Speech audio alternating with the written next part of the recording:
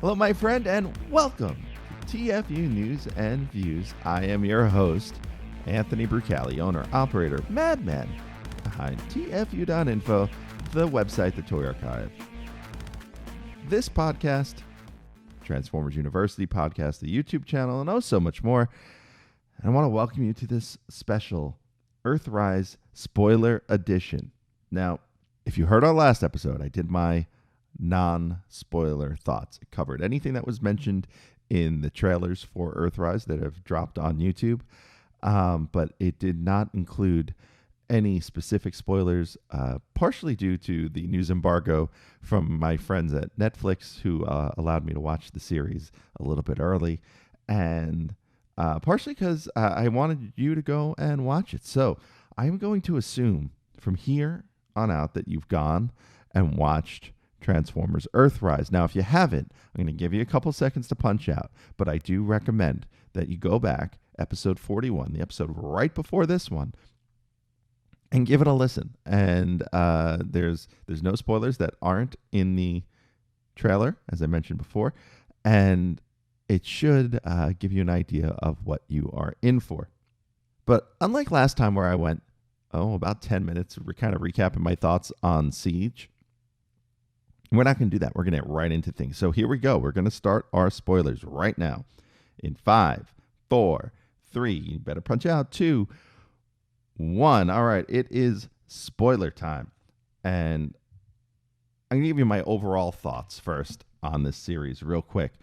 And also some of my thoughts on fan reaction that I've seen so far in the handful of days that this show has been out. My thoughts on the series are that I enjoyed it. I was entertained by Earthrise much more than I was by Siege, and I've watched both 3 times. I thought there was a lot more in Earthrise to enjoy than to dislike. I think the voice acting overall brings this show way down. It could be so much more enjoyable and so much more entertaining if the cast was better. And that's not to say all of the cast is bad, but there are some people in key roles, as I've mentioned prior, that really drag this down. And the voice direction seems to be lacking significantly, where certain lines don't read properly, certain lines exist in a kind of a vacuum where there isn't kind of like a focus on the interplay between the people speaking. And for me, that's a lot. That's a lot to drag this down. There's a lot of story elements. There's a lot of writing in this series. I think one of the issues I have with the writing, though I think overall it's pretty solid and pretty crisp, it feels like at times there are things thrown in that don't get paid off, that don't relate beyond trying to give you shadowy hints of things to come or of people's mindsets. And to me, it feels like there might have been a lot more written for this season. Maybe I don't know what the process for this show is like, but it seems to me that there may be like they went in and wrote 12 episodes, or they went in and wrote 8 episodes, and then they trimmed down to make it 6 really exciting episodes from their standpoint. And I think at times there are some elements where you're like, oh, that's just the reason for something happening, and I'll get into it. But it feels like it could have been a whole episode, or it could have been part of a whole episode, instead of just a throwaway line. Now, speaking of episodes, this season is very episodic. In fact, I've entitled all my notes by what the episode is. So if you've watched the seasons, I should say, this one versus Siege feels so much more episodic. Episode 1 is the catch-up episode, as I like to call it. Episode 2 is the Quintesson and mercenary episode, and so on. So like each one really does have a strong feel as for what is in that episode, and that is a big plus for this show compared to Siege. So let's talk about episode 1, the catch-up episode. And I don't mean like the stuff you put on French fries. I mean we catch up with the gang on Cybertron. And I'm not going to kind of do an overall summary of every episode like I would on Transformers University, but I will get into I'll give you a quick kind of outline of what the episode was about, and then talk a few things about what I liked and didn't like. So this episode is basically revealing what happened on Cybertron after the end of Siege. We catch up with Elita 1 and her small team of Autobots and how they're still working against Megatron. And Megatron is created this thing to basically siphon Decepticon energy and sparks and their lives. So he's basically to power Project Nemesis. And so in my notes here, one, the Project Nemesis spark powering thing, it's kind of neat to me as a longtime Transformers fan, because and especially for this series, it feels like something that was kind of inspired by Beast Machines. And it's weird to start a conversation about a TV show and start talking about Beast Machines, but if there was any one show that I've seen a parallel to with the Netflix series, it is Beast Machines, because I've heard in other reviews and I've listened to some of my friends talk about the series, and I think one of the things that comes from people who dislike the series is that the voices, and I don't mean the voice actors, I mean like the characterizations of certain characters feel off. Like you could have put a whole new character in there and probably gotten a better result out of it, just because there's no baggage to that character. So, for example, Bumblebee is very well acted. I like how the actor for Bumblebee portrays him. But for me, Bumblebee has never been this dour, jaded character. He has always been hopeful and always been the optimistic, almost childlike center of Generation 1. And yeah, he's turned into a bit of a warrior when they took his voice away in the movie series and stuff like that. But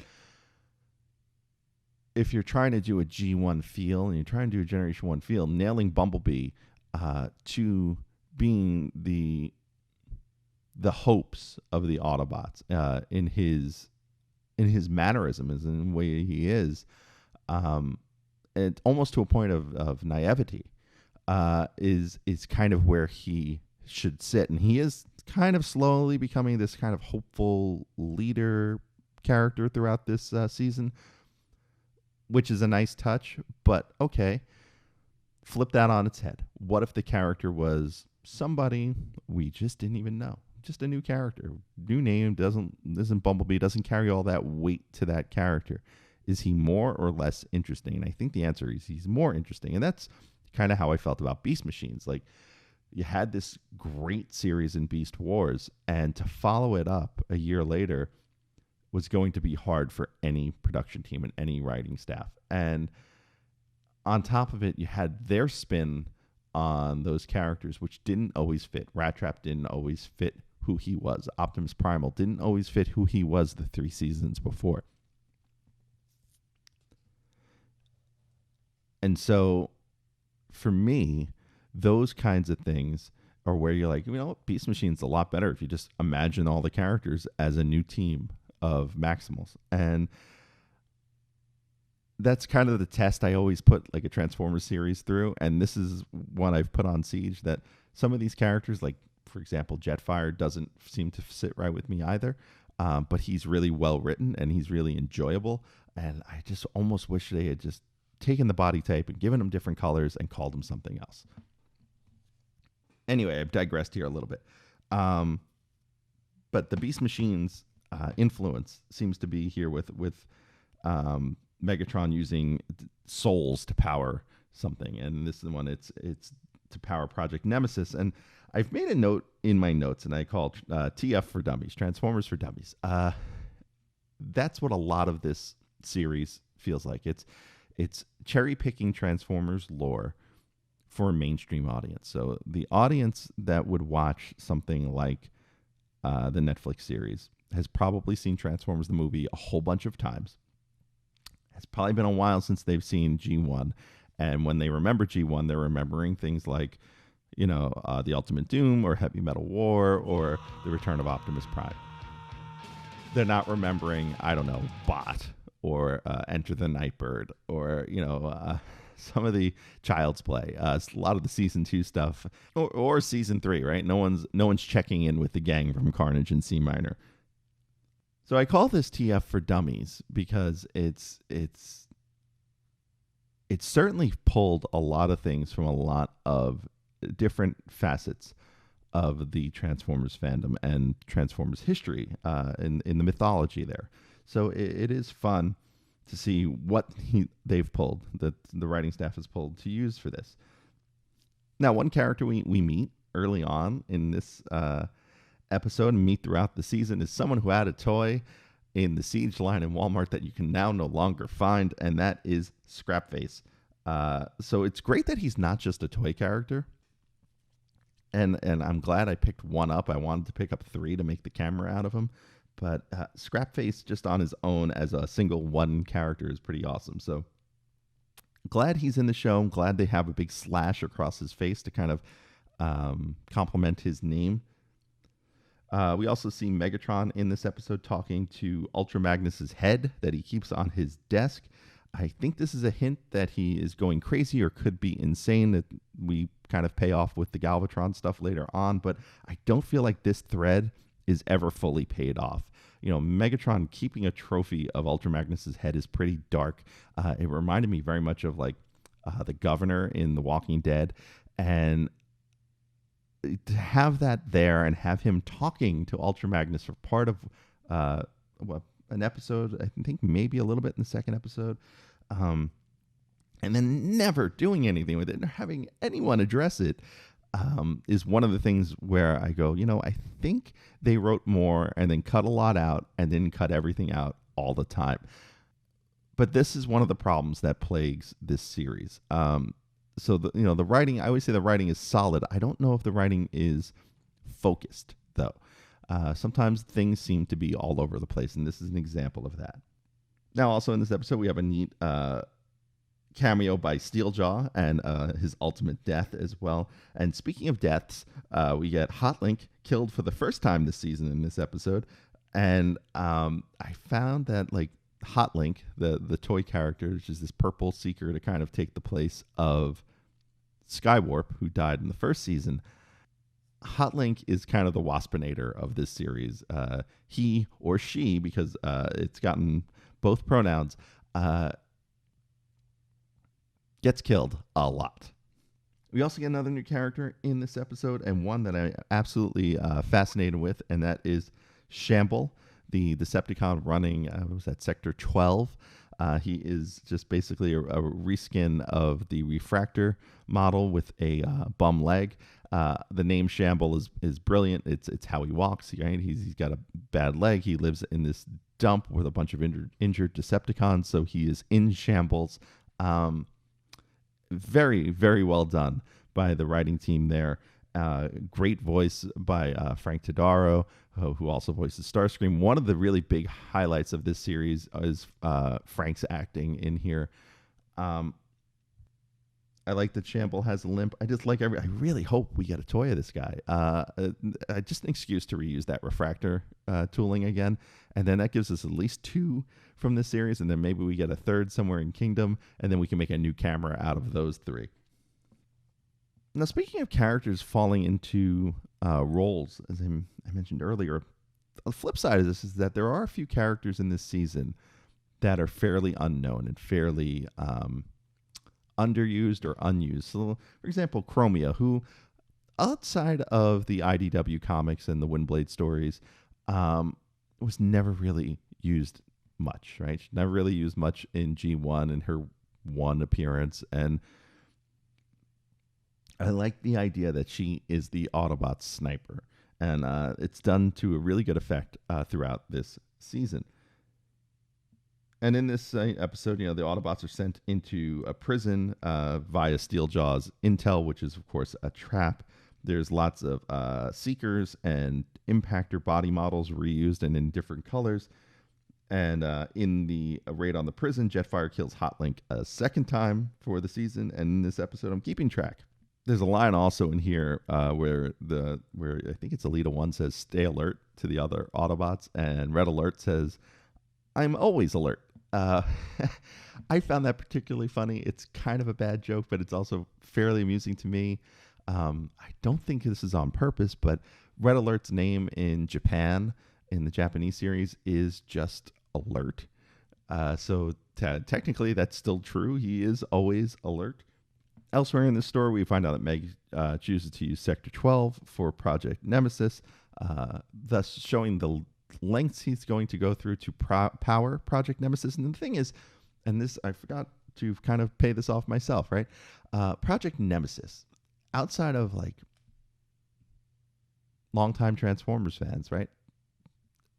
This is meant to be a surprise, I would assume. I knew what Project Nemesis was the minute they mentioned it, right? If you're listening to this podcast, most likely you did too, right? That it was going to be the ship to follow the Ark. So when this is revealed later on as a surprise, it's not really a surprise. But I try to look at it through a lens of someone who maybe didn't watch Beast Wars, because that's where that's from, right? Project Nemesis then becomes this kind of thing that you don't know what Megatron is doing. So I would like to know and let me know in the comments. Let me know on Twitter at TFU_info. Let me know if that surprised you, if that was one of those things that you're like, you know what? I didn't know that was coming. But the Autobots, they didn't see this trap coming. They get captured. And the episode ends with Double Dealer's crew boarding the Ark. And I really like that Optimus Prime is not featured in this episode beyond the last 30 seconds, and he's just knocked out. Like, he doesn't speak. He doesn't have any role in this episode. And I think that is a great, great move by the writing staff to kind of just phase him out and show, really, and this is one of the things I think is very important about this season and this series. It's to show that Transformers can work without the main cast, without the Optimus Prime, without the Bumblebee. This whole episode pretty much exists without those two, right? I mean, it exists with your standard batch of Decepticons, but showing that this can work, and they showed it in G1 a couple of times where there were episodes without Decepticons, right? And there were episodes with barely any Optimus in it. The show and the series and the mythos work on their own. And I really do hope that's a takeaway that Hasbro and their marketing team, and then ultimately whoever works on the next series after Kingdom, realizes. All right, on to episode number 2. I refer to this as the Mercenary and Quintesson episode. And, meeting the mercenaries in this season, first off, Exhaust and Bugbite. For me, as a longtime Transformers fan, this is one of the coolest things about this series. One, Exhaust, based off of the Diaclone Wheeljack toy, the Marlbor figure, which is pretty much the prize of my Transformers collection. They're very rare and they're very hard to come by. But it's one of the neatest, weird things that exists in Transformers, right? It is a toy that turns into a car that essentially looks like a pack of cigarettes, which you would no way be able to do in any point in the last, 30 years. And then Bugbite being the first GoBot to appear in a Transformers cartoon. Quick story behind that, if you don't already know the backstory there. Bugbite was part of the GoBots line, turned to a yellow Volkswagen. Hasbro eventually bought Tonka, so part of the intellectual rights kind of exists as part of Hasbro's thing. And when eHobby, a Japanese company, was doing a lot of these reissues of G1 toys in the early 2000s, they did a mini bot set of Bumblebee and a handful of others as a reissue, and then took that set and did colors that were microchange influenced for some, and then did the rest in kind of GoBots influenced colors, and made all the characters in various pieces of their fiction GoBots characters, including a white Bumblebee toy that was now a Decepticon named Bugbite. And eventually the Transformers convention, BotCon, would run with this and include that in the story, and even do a Bugbite toy as a convention exclusive one year. And now it has made its way into an actual show. So that is pretty cool that we have a former GoBot as part of a Transformers series. Now, as cool as that is, we're also going to talk about how ridiculous the mercenary faction is. The fact that they wear a mercenary symbol to say that they don't belong to a faction makes them part of a faction. It's kind of like, well, why do you need the symbol then? I was looking at my Facebook memories the other day about a joke I made that I saw a book on atheism, and it was 165 pages, and I was wondering how it wasn't just, a title page and 164 blank pages. And that's not to knock atheism, but just like, okay, you don't believe in anything, then you need 165 pages to say that. It's the same thing with this mercenaries faction. Like, okay, you don't belong to a faction. Why do you have a symbol then? So that concept it rubs me the wrong way. Now, we do head back to Cybertron for a little bit of this story. We have these really cool conversations between Megatron and Elita 1. We kind of get a little more proof that Megatron is going crazy. And Elita 1's character is really, really fun in this series. She is basically the moral compass of the Autobots on Cybertron. And her development as a character, as a leader, is pretty cool. It's only brought down a bit by the voice acting, which has a lot of exhausted mom energy to it, as one of my friends online mentioned to me. Yeah, that's pretty much the way I can characterize that voice acting. It's exhausted mom. Elita is exhausted mom all the time. Now we find out here that Double Dealer's ship is named the Fortune. It took me 3 watches to realize that's what they were talking about, because Double Dealer sends them away. He sends the cone heads away, basically, and says, with the Fortune. You guys leave with the Fortune, which I just thought was the money they were being paid, not the name of the ship. And again, this goes to voice acting and voice directing. There's got to be a way to perform that line so that it's clear we know what they're talking about, because the words "the Fortune" aren't written on the side of the ship, right? That's one of those things that seems to happen a couple of times throughout this series. There's also a good mention of Cha'ar, and again, kind of fan servicey in a way. And then we have Bugbite disliking Bumblebee, calling him the ugly one twice, I think, in this episode. And then later the Quintesson will call him it as well. That really works for me. The fact that they're the exact same body type with just slightly different colors, that really does play well for the comedy in this series. Of course, when Double Dealer lands the Ark, we see the Quintesson ship. Again, Transformers for Dummies, but I guess, this is one of those things where it's like, if you've seen the 86 film, you know what that thing is. I like that we get a named Quintesson in this episode. Decius is a good sounding name, and I really like that he wants to come to consensus, that his 5 heads can't agree at all, and they need to find a way to decide. A lot of how the Quintessons are portrayed remind me of the final season of Cyberverse, or at least the 3rd season of Cyberverse at this point, where we met the Quintessons. It's all really well done, and it's all really, really entertaining to watch the Quintesson argue with himself. Now, something someone pointed out to me is that when the Quintessons arrive, and I haven't gone back and rewatched it, the scene to understand what was going on with the animation, but I guess when the Quintesson heads kind of all introduce themselves in a way, right? They turn.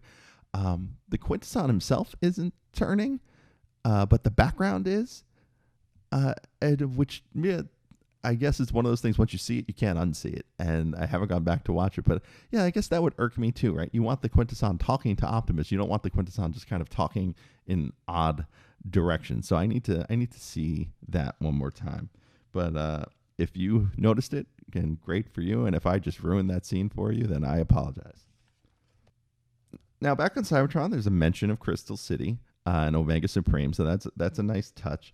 And then back with the Quintesson, I'm just going through my notes chronologically here. We find out what consensus is for Decius, and that is nuts. It may be one of my favorite parts of this series and this season is Theseus reaching consensus and cutting off 4 of his 5 faces. I'm not really into the body horror that was in season 1 of the series in Siege. I still think that Moonracer being torn apart by zombies was gratuitous and ridiculous all at once. Totally unnecessary. This, I don't know if it was necessary, but it worked. It worked in creating this atmosphere that Theseus is a little crazy. And I liked it. Really liked that for some reason. Now, back on Cybertron, Megatron and Elita still talk. He calls her Ariel, and that bothers me a lot. And I'll tell you why. It is not established in this show. For you to know what Ariel meant, you had to have seen War Dawn in the original series and carry that knowledge into watching this episode. It takes something that is established elsewhere and expects you to know it. And that doesn't make sense to me. This is its own thing, right? So then you need to establish this as a writer, as a television producer. You need to establish things that are there. I think one of the things that bothers me in this series is that there are a lot of things talked about, especially in the past, and they don't get explained. And again, like, if you don't know War Dawn, or you don't know that Elita was built out of a robot named Ariel, that whole him calling her Ariel doesn't make sense. It's neat for Megatron's character because it's kind of a jerk thing to do, but it's one of those things. It doesn't sit right with me if they didn't establish it somewhere either prior to this episode or within this episode. Now the Autobots, they're about to be executed. We get Scrapface paid off because he comes here to save the Autobots because they helped him earlier. And eventually the Autobots escape with a little bit of help from Skytread. Back on the Quintesson planet, the Autobots and the mercenaries fight off the Quintessons and flee. And we get to one of the worst scenes that really does expose a lot of the flaws in this series. As the Autobots try to escape, Optimus yells, "Autobots, transform and roll out." And only Optimus, Sideswipe, and Hound are shown in vehicle mode. Everyone else is either running or riding Optimus. The budgetary constraints on this show are what ruin this show. And I'm not saying it's a bad show, because it's got its good points. If you've heard me say for the last, I don't know, half hour, right? The budgetary constraints on the voice acting and the voice directing is a problem. The budgetary constraints on the animation, especially in the notion of not allowing Transformers to transform, which is at the core of what makes this show different from any other science fiction or superhero show. That's bad. That's something that really does need to be addressed either in the next season or in a future series. You have to allow for the gimmick, for the play pattern for the toys, and for the reason that makes this whole series what it is. It's in the name. You have to allow them to be able to transform. You have to find a way to show everyone transforming. That was always one of the coolest things about any of the old series, is that there was always like this dramatic like transformation sequence. Cutaway, cutaway, cutaway, cutaway. Optimus transforms, Jazz transforms, a bunch of Autobots transform. I mean, the ending credits to the original series is entirely characters transforming. And that is much more entertaining than this scene of characters running. And again, to parallel it to Beast Machines, the knock on Beast Machines in the first season was they don't transform. There was a flash of light, and they'd show up in their alternate mode. And they didn't know how to transform in the first season. They had to refigure it out. So they spent most of the first season running. And it was always like, oh, here's another episode. Maximals are running. The reason people like Beast Machines, and I'm one who does like that series, is it gets better in season 2. But to take away the transforming element is ridiculous. And that's a knock not on the writing staff and not on the producers of the show. That's a knock on Hasbro for not funding this show in a way that allows them to sell the thing that they're trying to sell. And this episode, we'll get back onto it. My diatribe's done. This episode ends with the Nemesis being revealed. Again, Transformers for Dummies, right? Here is our basic reveal of this big piece of Transformers lore. And again, that goes back to Beast Wars, where it was named. And that is where we meet the Nemesis. Episode 3, I refer to this as the Scorponok episode, right? We find out at the beginning, Bumblebee chooses a side. That is really well done. He finally has his badge, and that's really cool. We find out there is something in the Nebulon system. Again, Nebulos being part of the Headmaster's lore from 1987, both in the U.S., I guess in Japan. I don't really know. That's one of those things I'm learning right now on Transformers University. And we find a space bridge, which is also in space, which is a nice callback to a couple of things. G1 Season 3, there's a couple of Quintesson portals, which eventually got used as space bridges, like the design, the idea, the concept, not necessarily the name, but eventually would be called space bridges in shows like Transformers Animated and Transformers Prime. We get Ironhide mentioning Prima, one of the 13 primes, which is a pretty neat reference. And in this episode, Jetfire will kill Hotlink for the third time, and this is where he refers to Hotlink as she. Now, something I mentioned in the non-spoiler episode is that a lot of this, what works in this, is Transformers as Star Trek. And I find that funny because in this episode, we do get a line where Optimus says, "Make it so, Wheeljack." So very, very Captain Picard of him. The Nebulon Station has a very horror movie vibe. Another thing that works very well for Transformers. We've seen this done before in Dweller in the Depths, in a number of Transformers Animated and Transformer Prime episodes. So I like that. We also find that Wheeljack has invented this backpack full of bombs, which totally needs to be in the next accessory pack. We meet a white with red cog, who is essentially the Star Trek version of a red shirt, or the Transformers version of a Star Trek red shirt. He's in Jetfire colors. He is referred to as security officer in the credits. And yes, he will die in this episode. Now, Optimus and Bumblebee, they head to the other side of this space bridge where Nebulon Station is jammed in the middle of. And there's a planet on the other side, and it's clearly not Earth. I was trying to figure out what it could be, and I have like a short list here. Like maybe it's Eucharis, because we're going to end up in Kingdom next season, and maybe they're following a bit of the IDW continuity for Beast Wars and some of the things they've established there. Could be Nebulos, but probably not, as revealed later in this episode. It just seems like it's just Nebulon Station, not the planet Nebulos, as part of the context here. And so part of me really thinks it might be Antilla. And the reason I think it's Antilla is we get mentions of Unicron, and we end up in the Dead Universe in an episode coming up.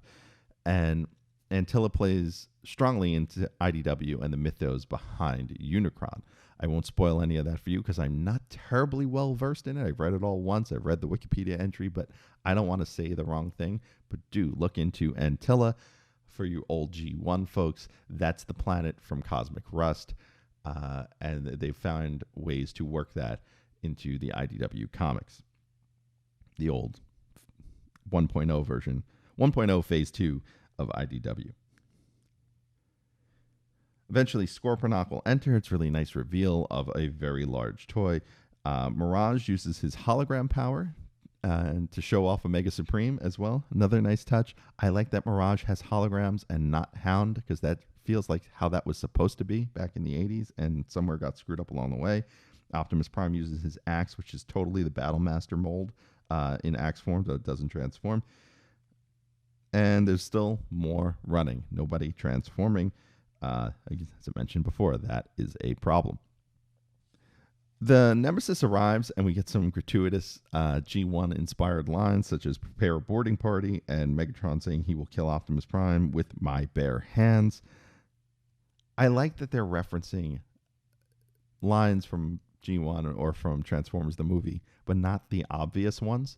Not the one shall stand, one shall fall, or light our darkest hour. Like they're roundabout referencing some of those, but they're not saying them verbatim. There's other lines they're totally using verbatim. Now that takes us to episode 4, my second favorite episode of the season. And this one can be Scorponok Part 2. This one can be Optimus versus Megatron. It's essentially a bottle episode. Megatron shows up. We get some terrible voice acting from Jake Fauci as Optimus Prime. It's clear the actors are not together when they record this, and it's very apparent in this episode. Not that that's commonplace anymore, but it certainly does help performances. And, okay, I get it. In COVID world, this is probably not going to happen. But Jake Fauci's acting is really, really laid bare here. And if you look at his IMDb entry, I know some folks I've had conversations with have defended that he's not allowed to do something outside of an Optimus impression. He doesn't have many acting roles that aren't Optimus Prime. I much rather they hire an actor who can act and not impersonate Peter Cullen than have someone who is impersonating Peter Cullen and is not that good of an actor. And that has been my issue with him since he joined on Transformers Cyberverse. And that is my issue now. There are plenty of good actors out there. Get a good actor that doesn't sound like Peter Cullen. I don't care. And that goes to the voice problem again on the show. And we're probably going to keep circling back to this, is that there are times where they choose to make the characters sound like G1 characters. Prime, Starscream, Wheeljack, Soundwave. And there are times where they don't, and it doesn't work. Like, why would you go, Wheeljack needs to sound like G1 Wheeljack, but Ironhide doesn't. And then Ironhide has generic guy voice number 15. That's one of those situations. Either you got to go all in and make everyone sound similar to how they used to 35 years ago, or you got to go in with just a clean slate and let the actors put their take on the characters. And in particular here, Scorponok, voice acting. His voice acting is fairly unintelligible. 3 times through, I didn't understand him the first 2 times, and the only reason I understood him the third time is I had headphones on to listen to him. We also find out that Scorponok might be some sort of a species, not his name, because he keeps saying he is the last of the Scorponok. Finally, Prime causes an explosion that separates both teams, and we get Prime versus Megatron, and this is where the bottle episode starts. There's a scene here where Mirage is using his power after the anti-gravity is shut off, and there's really no explanation as to why he's using his power. That's one of those things where I'm like, they probably wrote a little more, and it got cut, and it doesn't make sense anymore. We find Megatron grievously injured by some rebar. We find out that Starscream is being Starscream. Starscream, one of the highlights of the show, and being fairly accurate to who he is and very well performed. Prime and Megatron, they have a scene where they talk. Prime totally straddles Megatron, and I swear they were about to kiss. There's some good dialogue in this scene, and again, it's ruined by bad voice acting, bad voice directing. Bad voice acting with Optimus. I like Megatron's voice actor, Jason Marnocha, I believe, right? Hopefully I'm saying that right. I like his voice acting. I don't like the direction they gave him on a lot of this. They could have punched up certain words and certain phrases differently and given him different pacing. There's a line in this conversation, by the way, that bothers me about the writing for this series. And I'm going to give you a chance to listen to it right now. You should have killed me back there. You could have learned the location of the Allspark from any Autobot, or even Teletran 1. Instead, you let me live. Why? Because you need me. Without me and my idealistic crusade, you would never have amassed the power you now wield. I gave you exactly what you needed. A villain for your Decepticons to rally against. But you still need me. Perhaps now more than ever. Now, the reason that line bothers me, Optimus Prime should never, and your main character, your main hero, should never refer to themselves as a villain. I understand he's trying to give it from Megatron's perspective, but that is one word change. You could have changed the word to symbol, target, anything that would have conveyed that Megatron was putting the focus on him, to his people, to hate him. Villain means that Optimus believes that he is partially wrong. And I don't necessarily need to have Optimus be righteous, but I need to have him believe in what he's doing for me to appreciate him as a character and as a leader. Now, there's a scene here after Optimus and Megatron come to terms, and Optimus rescues Megatron, pulls the rebar out of his shoulder, drags him out to the Scorponok fight. And then this is the big reveal of them coming out together, right? And we get this split screen, it's very anime, right? Bumblebee saying Optimus and Wheeljack saying Megatron, and a third split screen of RC going, huh? That's another one that just, why? Why? Megatron tells Starscream, I still function, which is a neat way to quote Transformers the movie without doing one of the lines that's been quoted a million times. We get a little bit of Megatron versus Starscream fighting, and you know what? We get one of the better lines of comedy from the series right here. Decepticons! Our formerly fearsome leader has chosen to side with this Autobot pestilence against us. Stay with me, and I will lead our kind to victory and prosperity.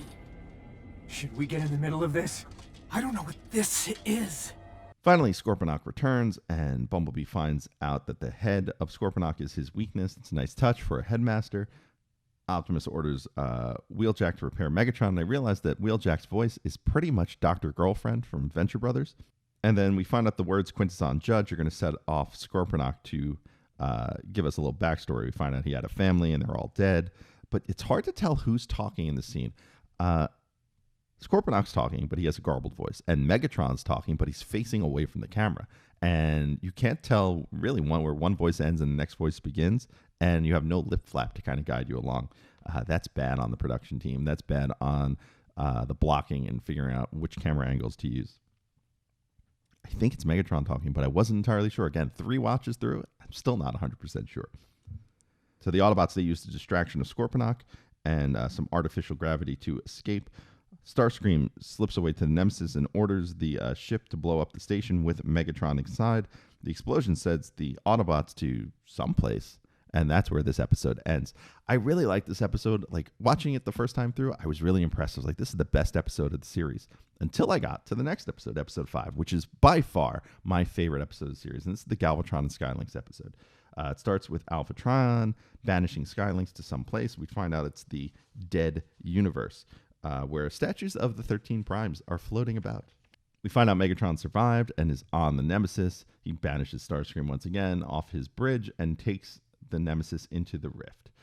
This is where we find some things in the dead universe and kind of get a parallel story of Prime being guided by Skylinks and Megatron being guided by Galvatron, who has appeared from an alternate timeline to try to change this timeline. And he's very Emperor Palpatine, but this is a fantastic callback to the Target 2006 story from Marvel UK of Galvatron being this time-hopping character who is trying to get away from Unicron and can't. We finally get some flashbacks that are long overdue, like Optimus and Elita 1 looking out over what Cybertron could be if there wasn't a war. They talked about it incessantly in the first season in Siege and never showed it. And I'm so glad that we got a whole 2 seconds of it here. That's all they needed to do last season, and they should have, and they didn't.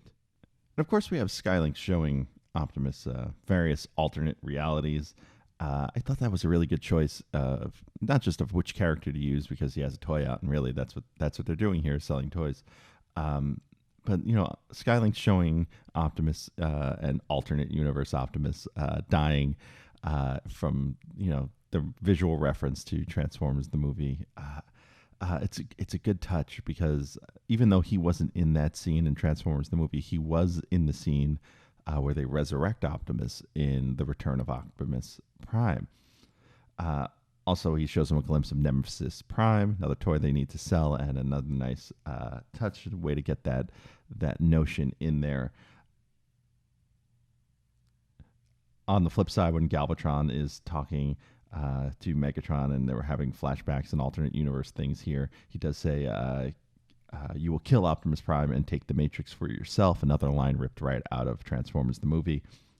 The mention of the pit, which is like the gladiator pit, and where Megatron kind of rose out of, is an interesting use of the phrase, because the pit originated in Beast Wars as kind of a place where the Predacons were born. It was kind of meant to be kind of like a hell that they were forged out of. And so hearing the term the pit in this context is a nice twist of the phrase. We also see a very silvery chrome Megatron fighting a same chrome impactor. Another nice idea for some sort of weird toy set would be those. Galvatron mentions that he's a slave to his timeline. I love that touch. I love that it's kind of a sideways callback to Target 2006, and that this Galvatron might be that Galvatron. Also, Galvatron's entrance was spot on. He also, Emperor Galvatine, as I've come to call him, does tell Megatron to focus his hatred and his rage. And as you know, fear leads to anger. Anger leads to hate. And hate leads to suffering. And that hate is visually represented in red, which is a nice callback to the hate plague, also from the return of Optimus Prime. And, one thing I was wondering here is that they're inside kind of a black hole, and Megatron is drawing this power that he will eventually fire out of his fusion cannon. And, it's one of those powers that's only been barely touched upon in Transformers fiction, is that Megatron's fusion cannon is supposed to be able to access power from a black hole. And it's been done a little bit in the Marvel UK comics in the 80s, and it was mentioned on his tech spec, but it wasn't really explored. And I'm wondering if this is the source of that power, and if it is, well done by the writing team to kind of flesh out that little bit of Transformers mythology. And in this ensuing blast from Megatron, Skylinks sacrifices himself to save the Autobots. Unicron calls back Galvatron, and Unicron gets his one line in the entire series. And on his way out, Galvatron gives Megatron what looks like the golden disc from Beast Wars. And by far my favorite moment of the series. And this was by far my favorite episode of the series. I love that they delved into the dead universe as an aspect in a cartoon. Again, something right out of the IDW comics. I love that the golden disc is going to be a thing heading into Kingdom, and a way to tie that into Beast Wars, and that they're going more with a cartoon-focused background for the Beast Wars characters, as opposed to the Eucharis IDW background or the Leech Maximo background for the Beast Wars characters. This is such a better way to do it, and such a more fitting way to do it. This episode has me psyched for Kingdom. Finally, on to the final episode, episode 6, one I've dubbed The Ending, because it's the only one that kind of doesn't really have a single plot as much as it is wrapping up everything that we've had happen so far. It's also kind of a roundabout way to retell the origin of the Transformers getting to Earth. More than meets the eye, part 1 from Generation 1, the original first episode. There's a couple of weird callbacks here also to the Michael Bay films, either visually or in some of the lines. For example, Optimus Prime asking Megatron for forgiveness, at least to me, harken back to something from the Last Night trailer, where he does ask Bumblebee for forgiveness. I don't know if this is truly in character. Again, I am not one that likes an Optimus that is full of self-doubt. I prefer my Optimus to be kind of more of a father figure and more of a leader, and not one who is afraid, even early on like this. I like the idea of Optimus generally being decisive, and this one isn't. And that's my problem with John Barber's Optimus Prime from the IDW books as well. I'd rather he be decisive and resentful or remorseful of his actions, as opposed to being indecisive and afraid to take action. And this falls into the latter, unfortunately. Double Dealer arrives, which is a neat way to bring him back into the series. And we hear via Starscream that there was a deal in place from Double Dealer and Megatron. Again, it's so benign by the actors to not punch this up as part of being a major plot point. And it kind of wrecks the reveal. And that's not necessarily on the actor, but again, on the voice director knowing what the script needs and what the actors need to punch up and accentuate in the script because they're acting kind of in a void.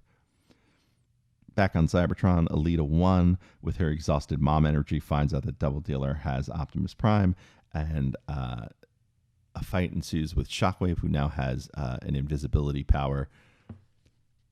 It's also revealed that Shockwave is using Project Nemesis to power himself up.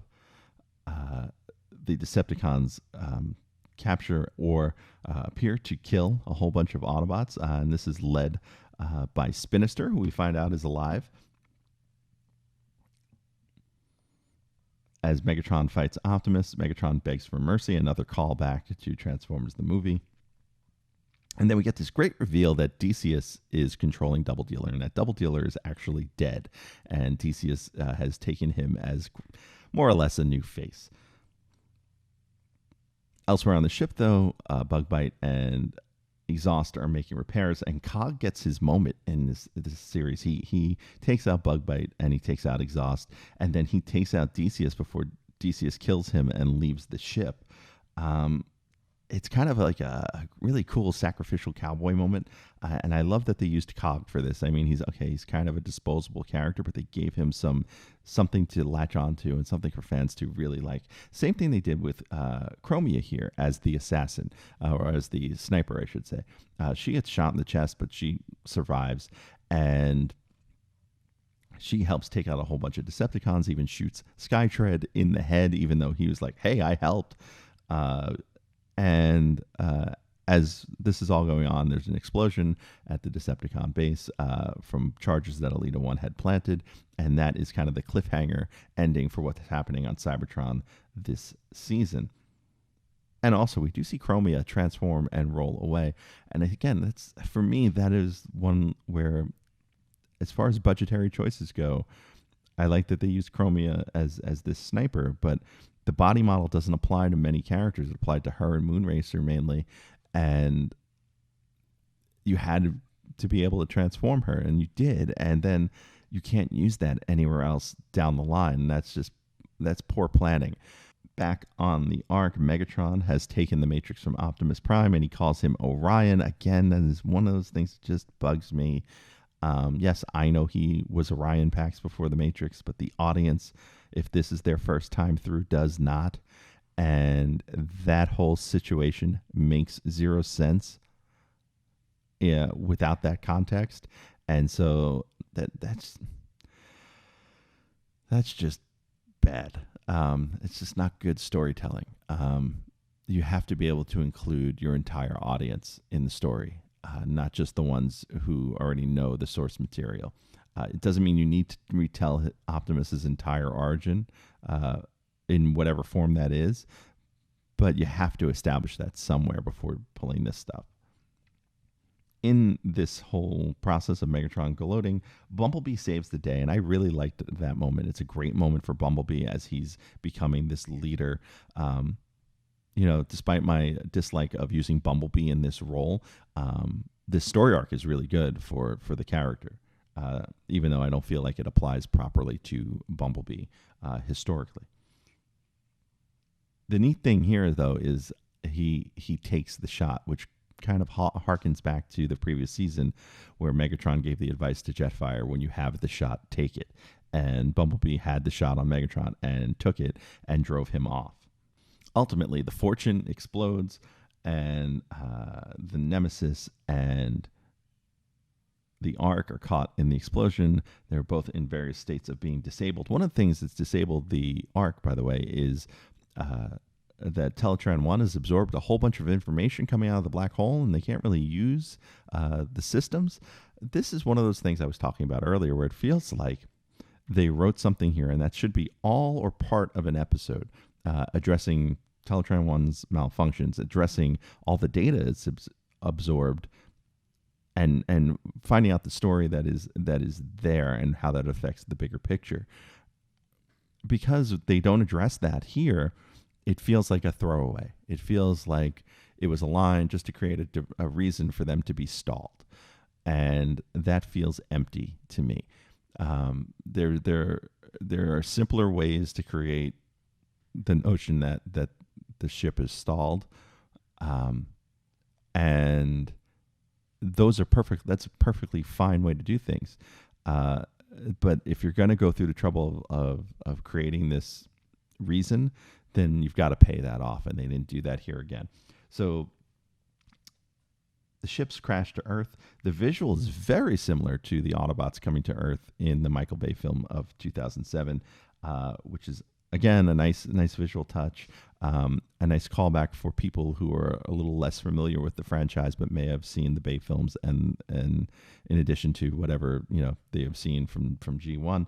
And finally, we get a little bit of a teaser for Kingdom, and this was fantastic. I was super excited. Hopped out of my chair watching it at like 1 a.m. by myself in the living room. One, they used Dinobot, the character. If you're not familiar with Beast Wars, there is a very important character in the series named Dinobot as the one who sees what's going on, and his eye flips back and you see the arc in the reflection. And Dinobot's kind of the one who solves a lot of the mystery that is represented in Beast Wars, and I really hope they continue that in Kingdom. Now, that pretty much wraps up this series. I think overall, as I've said before, I think the series is very enjoyable. I've watched it 3 times now. It is much more enjoyable and much more tolerable if you use Netflix's speed up feature and watch it at 1.5 speed or 1.25 speed. It does help the slow vocal delivery. It doesn't erase all of the problems that are in the show, but it does help make it a little more tolerable to watch in terms of the voices. I think the biggest thing that has failed this show, and it's not on the writers or the production staff, it's on the budget. The voice acting and the voice directing being one of those things. The second thing being the lack of transforming, as I mentioned earlier. I was thinking about this a little bit more. So my daughter, who's 2, there's a show she watches called ABC Galaxy, and they sing this song about how they cover all of the letters from A to Z. And I have this little headcanon gag in my head that they changed the lyrics to the song, and it's all of the letters from A to C because of budget cuts. So they can only cover 3 letters. And it's just one of those things I amuse myself with. But that is what this feels like when it comes to the transformation aspect of the show. They didn't have the budget to do everyone, and it really shows, and it's really created a flaw for something that needs to really revolve around that concept. And so when it comes to Kingdom, which is the next series, and it's heavy Beast Wars focus, I don't envy FJ DeSanto and his team heading into this spot, because that is a beloved Transformers series, and having to do a new take on that and do it well is going to be heavily criticized no matter what you do. So I hope they do a good job. I really hope they stay true to the characterizations and the characters, and not just plug characters in to fit certain roles. And look, that's how the TV business has been going for the last 10 years. Take a show like Game of Thrones or a show like The Walking Dead. Those 2 shows, they're telling stories people already know and really appreciate, but what they do is they swap characters in and out of situations and roles that they had previously been in to maintain surprises. So a character you thought was going to die one way doesn't, and someone else does. or a character that served a role. You don't have the budget to hire as many actors, so now one character will serve two different roles that were distinct in the book.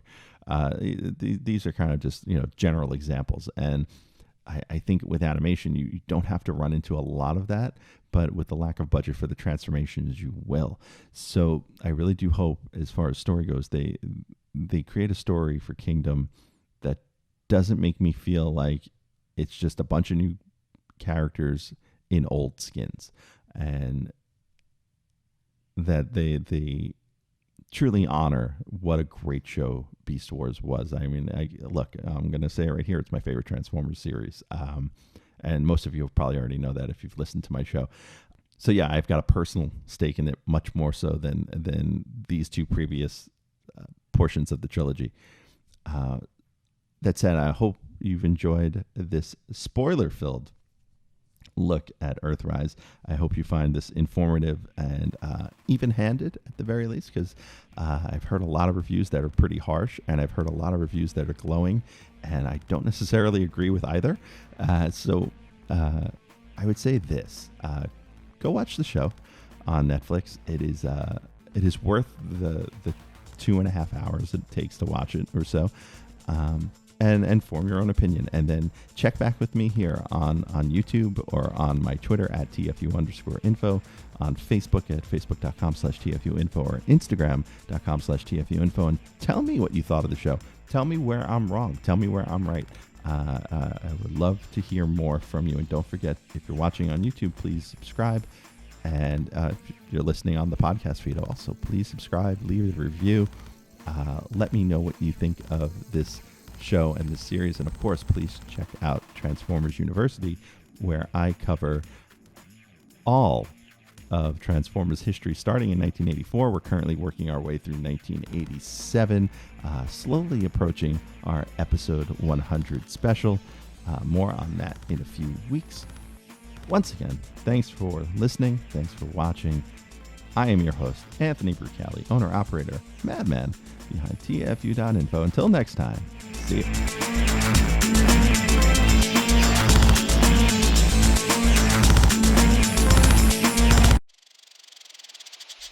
Hey, want to help out this podcast or the website TFU.INFO?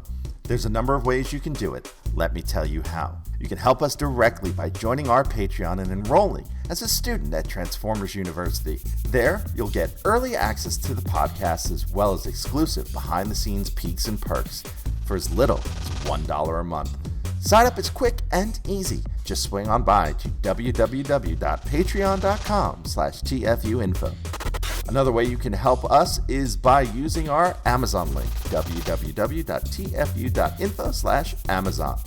Type that into your browser whenever you want to shop at Amazon, and a portion of what you spend will be contributed back to us. It's that easy. Finally, you don't become the world's longest running transforming toy archive without some help from other fans. We're always on the hunt for photos of figures and accessories we're missing from our pages. If you'd like to contribute, go to tfu.info/help for a list of what we need, or send an email to info@tfu.info. TFU.info, the Alpha Trion and Omega Prime of transforming toys. Now, back to the show.